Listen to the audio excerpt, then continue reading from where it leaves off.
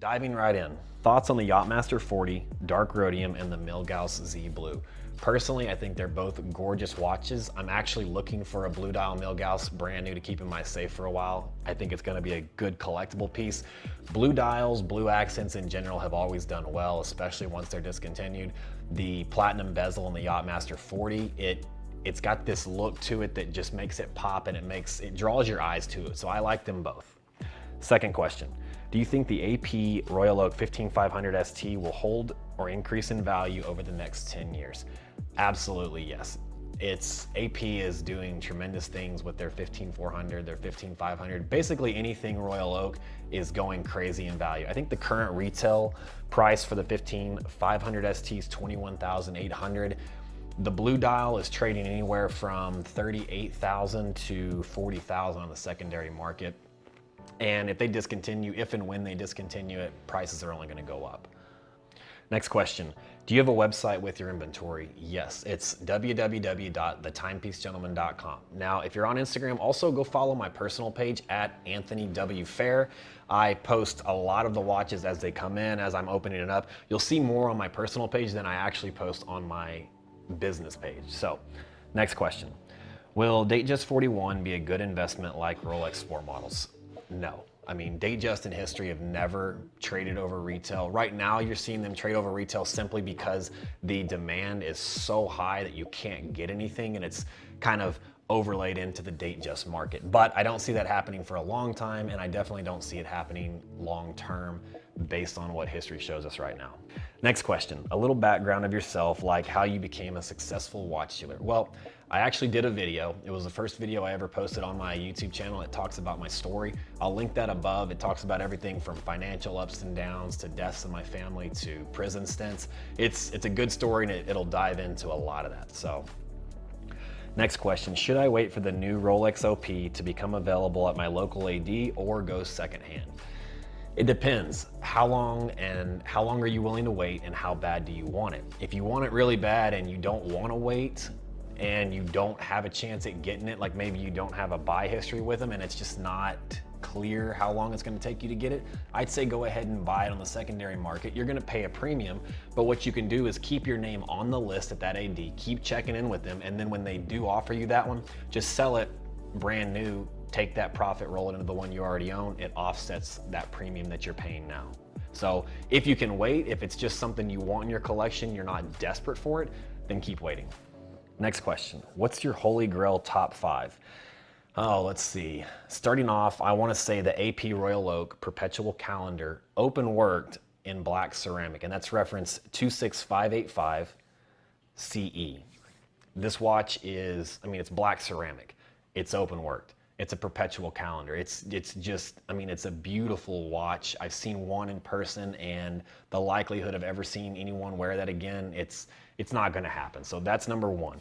Number 2 is gonna be a Beauvais Flying Tourbillon. It's a rose gold piece that doubles as a pocket watch. It's dual-sided, you can flip it over. Again, I've seen that watch one time in person, and when you see it, it's just got such an amazing wrist presence. It makes someone ask you what it is. It tells a cool story. You can take the strap off and double it as a pocket watch. So that'd be kind of cool to wear it to a black tie event. My next piece would probably be the Vacheron Constantin Overseas Perpetual Calendar, open worked. It's a rose gold piece with an open worked perpetual calendar. I've never seen one in person. I've seen pictures of it. I've seen a few videos, and it's just something that's so unique that I don't even know how to explain it. It's just amazing looking, and it's thin. 4th is gonna be the Patek Philippe Celestial Grand Complication, reference 6104R, with the baguette diamond bezel. I've seen this picture you see it all over social media. What drew me to this one actually was there was a picture I saw of Kevin Hart wearing it, and however they took the picture with the lighting and the shadows and the contrast, it just made this watch pop so well. And I don't know, I saw it and I knew that was gonna be in my collection one day. And last but not least is my biggest holy grail, and I actually plan to get this next year, is a Patek Philippe 5980 1R in solid rose gold. What's funny is as we were starting to film this video right now, I got a call from a dealer that I've been working with for a couple days, and I actually just sold it. So this will be my first time actually selling that watch, and having it in person. So I will make sure to take some pictures and put those up on Instagram. Next question. Why do you think Rolex inventory is so low at ADs? Is it intentional? Well, it's not that inventory is so low, it's just that every year you've got more and more buyers coming into the market. You know, every time there's a major watch auction, every time there is new releases, it attracts more and more buyers to this industry. And all the while, Rolex is still only putting out roughly 1 million watches a year. The other thing too is that I want y'all to remember why Rolex and sport models are so desirable. It's simply because everyone wants them. If Rolex were to flood the market tomorrow, and you could walk into a store and every Hulk, every Batman, every Daytona that you want on your list, you could buy, and then the guy behind the counter would reach back out and replenish those, so your friends could all get them, you probably wouldn't want them as much. You got to remember that desirability comes from the lack of. You know, we want what we can't have. So there's enough inventory to go around based on where things used to be. If you look back to 2013, 2014, 2015, you could walk in and take your pick between a Hulk and a Batman and possibly even get a discount. So hope that answers that question. Next question, apart from steel sport models, would you recommend any other models to buy at list? Yes, absolutely. Any of the Oyster Flex Daytonas, rose gold being the most popular, yellow gold, white gold Daytonas. Any Oyster Flex Daytona at retail is a great choice. Rose gold Skydwellers, rose gold Date 8 Presidentials, 40 millimeter only, as well as if you can get your hands on the 36 millimeter Date 8 Presidential with the green baguette dial, that one's trading crazy over retail. Some other ones are the Platinum Daytona, both the regular and the diamond version. And then pieces with factory stones like sapphires and rubies. There is a Saru, there's a Sabre. I actually sold the Saru, and that's got the diamond lugs with the sapphire bezel. If you can get the Eye of the Tiger Daytona, you can get, there's a yellow gold Daytona with an orange baguette bezel. Some of those factory colored stone pieces, those trade, you know, well over retail if you have that kind of status to get those. So next question, how much does an entry-level AP go for? Well, entry level, I'm going to assume you mean the divers, which are the 42 millimeter offshores. The older reference, 15703 ST black dial, you can pick up pre-owned anywhere from about 15,500 to 16,000 in good condition. Now the newer current production references, which are 15710 ST, they have a white, a black, and a blue dial. The white and black dials you can pick up anywhere between 18 and 19,000, and they originally have a retail of about 21,300. The blue dial, however, happens to trade right at retail on the secondary market. So if you can pick that up brand new at retail, that's a good piece to flip, maybe make a little bit, but if you can get it at retail, that's a good one. Next question. Hey Anthony, what do you recommend are the best places to sell a watch? Well, you know, I use Chrono24. You have to keep in mind they have a 7.5% buyer's premium. eBay, Facebook Marketplace, local sites like Craigslist. Yes, I know everyone's going to say Craigslist is full of scammers, but believe it or not, I do a lot of buying. Not so much selling, more buying on Craigslist. You can look at personal social media pages. You can reach out to personal friends and family. You can even go as far as visiting local watch shops and talk about consigning. If they buy it, they're going to want to pay a lot less than you could sell it for. But if you don't want to deal with the hassle, you could probably negotiate a consignment, like a set rate consignment fee, and they'll sell it for you. You don't have to worry about the hassle of getting scammed. All right, next question. Why on some watches do you throw a censored bar on the bottom? Love the page too. Thank you very much. And what he's talking to is when I post on Instagram stories, I censor the serial number, and it's for two reasons. One is to protect my client. If a client locally or anywhere buys a Hulk, a Batman, a Daytona, whatever, and then they send it to me to immediately flip, by hiding that serial number, I'm keeping Rolex from being able to use that serial number to track it back to who they sold that watch to and blacklist that client. The second reason is I want to keep Chinese copiers and scammers from stealing that serial number and putting it on fake watches that could then be used to dupe an unsuspecting client. Let's say you go online and you type in, you're in a forum and you type in, hey, this is my Rolex such and such serial this. If a copier makes that watch and they imprint that serial number on there, a scammer could go on there and try to sell it to an unsuspecting buyer. That buyer goes in thinking they're going to do a Google search on the serial number to see if the watch is stolen, and they see that it's been posted in here, it's on the forums, it was sold here. it could let them know that, or it could make them think that this is an authentic watch. And since they found that serial number online, they're not even gonna assume this is a fake. So that's just another reason for it. The other thing is you wanna keep from people seeing that serial number, reporting it stolen, and making up fake bills of sales to pretend like it's their watch. So there's a number of reasons. Next question. New to the Instagram, do you own any Tag Heuers? If so, which ones? And if not, why not? No, I don't own any Tag Heuers. Personally, it's just, when you get to a certain level, you just don't find yourself wearing them. The first watch I ever flipped though was a Tag Heuer. I have nothing bad to say about it. I'm just at another level where I wear a lot of Rolex, and I've got some Pateks and some APs on my list. I don't have any in my collection simply because I know I'd never wear them, and they don't really hold value. Okay, next question. What is the most bizarre timepiece you own or have in the store? Well, personally, I don't own anything bizarre, and we don't really have anything bizarre but unique. I have a few pieces by Arnold & Sons that just came in, and I want to show you those up close so you can see them because they're just something unique. The first one I'm going to show you is the Arnold & Son time pyramid. This is a rose gold skeleton, see-through, and it's kind of cool because at the bottom here is where you adjust the crown. And this is a brand that you can pick up at a decent little discount retail. And it makes for a unique piece that you're not gonna see anywhere. The other one I've got right here is the same time pyramid, but this is a stainless steel tourbillon. And actually, let me get these wound. I wanna show you how these operate.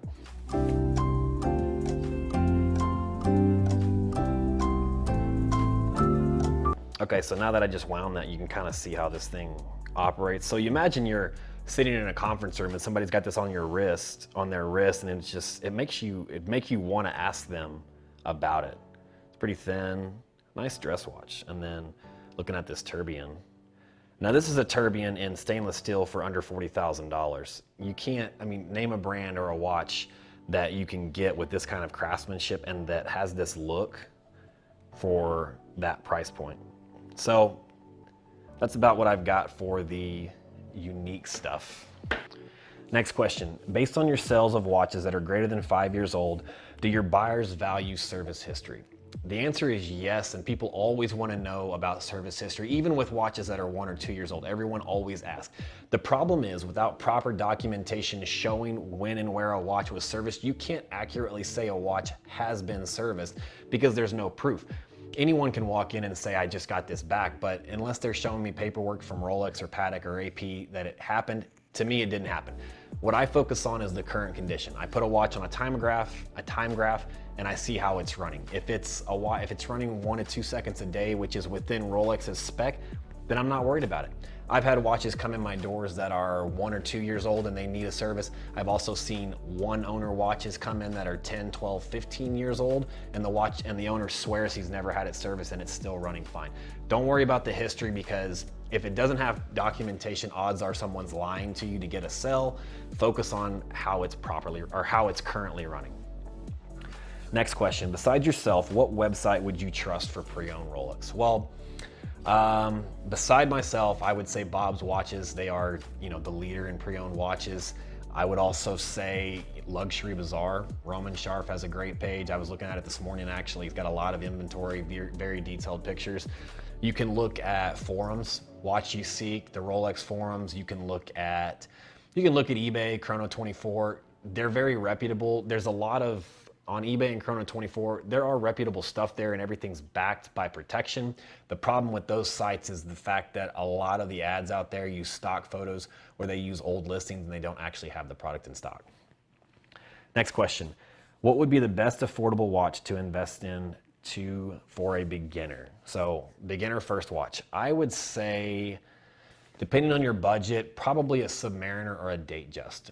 The reason I picked the Submariner is it's the most iconic watch. And the Submariner I'm talking about is a reference 16610 pre-ceramic with the aluminum bezel. You can pick those up a no date anywhere from about $7,000 to $7,500. The dates are anywhere from $7,500 to $8,500 with box and papers in decent condition. The other one I would recommend for a beginner is a Datejust, and specifically a 36 millimeter, again, depending on your budget. But I chose a Datejust because a lot of first-time buyers want a watch that is easily recognizable. If you're spending $5,000, $6,000, $7,000, $8,000 on a watch, most of the time you want someone to know about it. The 16200 smooth bezel stainless steel Datejust, you can pick those up anywhere from, I'd say $3,000 to $4,000.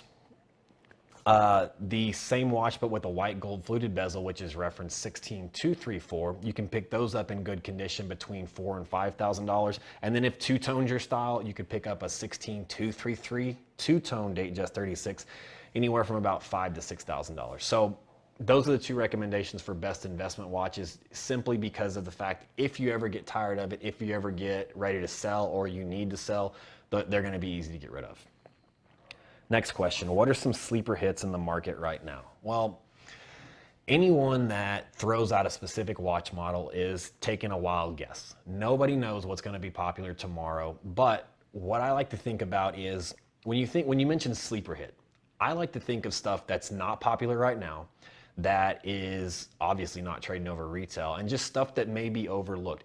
When you think about unique accents, one-off pieces, limited editions, and when I say limited edition, I mean true limited edition, not 1,000, 2,000, 3,000 piece limited editions or 500 piece limited editions like Hublot and Ulysse Nardin do, but they do it with every single model they come out with. Look for unique stuff, unique dials. There's a lot of like floral print dials you're seeing now, a lot of the day-dates that have these unique tapestry dials or stones, or there's even a wood grain dial, stuff like that that people aren't going crazy on right now. Down the road, history has shown that that's what people collect later on because people don't take care of it right now. They don't treasure it right now. 20, 30 years from now, someone's going to be looking for one of those in excellent condition, and if you have one, it's going to be worth a lot of money. Now, I will throw one watch out there that I think could be a sleeper based on how it sells today, and that's the James Cameron, the early edition, reference 116660, which had that thin bracelet, the thin clasp. Nobody liked it because the head and the case of the watch was just too big for the bracelet. It wasn't a practical wear. People don't like it right now. They like the 126660, which has the updated bracelet, clasp, everything. I don't know. It's just a wild guess, but I think that one could be worth a good pretty penny down the road. Next question, best starter watch on a budget, 5 to 8K. Well, I just mentioned the Datejust and the pre-ceramic Submariner. Some other ones I would throw in there is the Explorer 2 40mm polar dial, a white dial Milgauss, a blue dial if you can get one pre-owned, maybe no boxing papers under 8K. All right, next question. Can you please wear your James Cameron to see how big it is on the wrist? Well, I don't actually have a James Cameron in stock, but what I do have is the same watch, but just the black dial. So I'm gonna put that on and show you what it looks like on my wrist. And then I'm gonna put on a Submariner so that you can see kind of a comparison, because just seeing the watch alone, by the way, I have a 7 3/4 inch wrist, so there's what it looks like that. If I add a Submariner on top, there, now that gives you maybe a little bit more of a perspective. Personally, the James Cameron for me is a little bit big. It's not something I would recommend for everyday wear, simply because you can't tuck it under a lot of dress shirts. But if you are a bigger guy with a bigger wrist, or you just like a big watch in general, it definitely has a really strong wrist presence to it. So hope that answers your question. Next question, best bang for the buck gold watch on a strap under 20,000 and on a bracelet under 30,000. Well, I'll give you two of each. So gold watch on a strap under 20,000, I would say the Zenith Daytona reference 16528 yellow gold. You can pick it up around 18 to 19,000. And gold watch on a strap under 30,000, I would look at a Skydweller. You could pick up a white gold or a yellow gold Sky on the factory leather strap for about 28,000 average price point. Now, going to gold watches on a bracelet under 20,000, I would look at a double quickset President. It's a reference 18238. You can pick those up anywhere between 16 and 18,000. Gold watch on a bracelet, I'm gonna get outside Rolex and Patek. I'm actually gonna say the gold version of this, the Breguet Marine 5827 on a bracelet, I wanna say it trades around 26 to 27,000. It is a gorgeous watch on a bracelet. I mean, it's a gorgeous watch on a strap, but on the bracelet, it just, I mean, it pops. And I would choose that over any gold President any day, but you're not gonna get a President. You're not gonna get a 40mm presidential under 30 grand. So those are my picks. Next question. Opinion on buying replicas and or different brand lookalikes. Well, first off, I've expressed this strongly. I do not advocate buying fakes. I do not condone wearing fakes. Buying it, you support a market that is built on lies and scams and yada, yada, yada. Don't do it. As far as buying watches that are brand lookalikes, when I'm thinking about it, there's a few brands that come to mind that have tried to perfectly replicate the Sub, the Pepsi GMT, the Batman. Personally, I would never wear it. I'm not gonna tell you not to. If you're buying an actual watch from a brand, technically it's not a replica. My personal opinion, I wouldn't do it. So take that how you want it. Next question, which books on watches do you recommend to start with? Well, in one of my last videos, I was talking about the Mondani books. They have everything from GMTs to vintage to Daytonas to, you can split it up between manual wind and self-winding Daytonas. They've got books on the Sub. They have a full 3-piece book that's an encyclopedia, and you can find all those at mondanibooks.com. Excellent, they're worth the money, they're big, they're thick, they're very well done, tons of information, pictures on everything. That's what I would recommend to start. Next question. Can you purchase a watch from Timepiece, then trade it back in towards another watch? I think what you're meaning is, if you buy a watch from me, can you trade it back in towards another watch? The answer is absolutely yes. Next question. Thoughts on Grand Seiko? I see a ton of value in their heritage collection. I love the SBGA 427. Well, personally, I don't wear Seiko for the money. I think it's a great value. It's a very high quality watch. The specific 427 reference that you're talking about, I believe it's like a silver grayish textured dial. And what's cool about that piece is it has a green accent seconds hand. It has a power reserve indicator with a green accent hand on it. Makes it a little unique, a little bit different. And I was looking up some other ones. Now, if you are gonna go Seiko, there is a lot. When you go to the Heritage Collection on their website, there are a ton of options. I would narrow that focus down. The reason I don't buy Seiko is they don't hold value. But if I were gonna buy some, I would look at limited editions. And there's a few that I picked out. The first one being the SLGH 003. It's a blue dial and it's a limited edition of 1,000 pieces. It's got some cool little accents around the markers. It just makes it unique. And what I've always expressed is unique dials, little accents that are different, they tend to do well long term. Another one that I liked was an SBGH 269 red dial, and that's a limited edition of 900 pieces. So that one is the most limited of all the ones I was able to find. It's red, it's different, it's unique, it's unlike anything else out there. That's one I would consider. Two more would be the SGBN 009. It's a GMT with a blue dial, and it's a limited edition of 2019 pieces. And then it's not a limited edition, but there's the one they dubbed the Snowflake. It's got this white kind of metallic textured dial, and it's just unique. It's extremely popular right now, and it trades over retail. I would only buy that one if I got it at retail, but it is unique and it's cool, and I do like it. So hope that answers your question. Next question, are you better off to sell or trade up for watches? Well, it depends. If you have an outlet to sell a watch safely to an end user, you can make more money. If you don't have an outlet, you open yourself up to the potential of a lot of scams, getting ripped off, who knows what. Then your best option may be coming to a dealer like myself and trading up into a piece.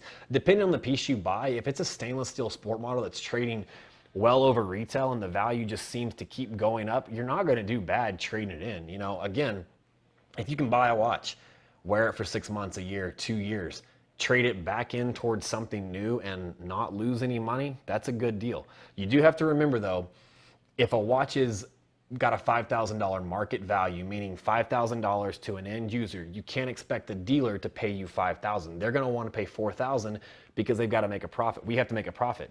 That is now what you're doing for that profit takes away all those risks of you getting scammed. So you have to understand that. Next question, do you ever wear sub $1,000 watches? If you do, which ones? Simply no. There is not a $1,000 watch out there that holds its value, that is of quality, that I think is worth the money. And two, like I expressed earlier, I'm on a level now of Rolex and APs and some Pateks that I want. Even if there were a watch out there, I probably wouldn't wear it, and that's just being honest. Last question, should I buff out the little scratches on my watch? Yes, if it bugs you, do it. There's a stigma around polishing a watch ruins its value, and it's just not true. That really only has to do with very old pieces that have already remained unpolished and that are extremely limited. That is when polishing a watch hurts the value.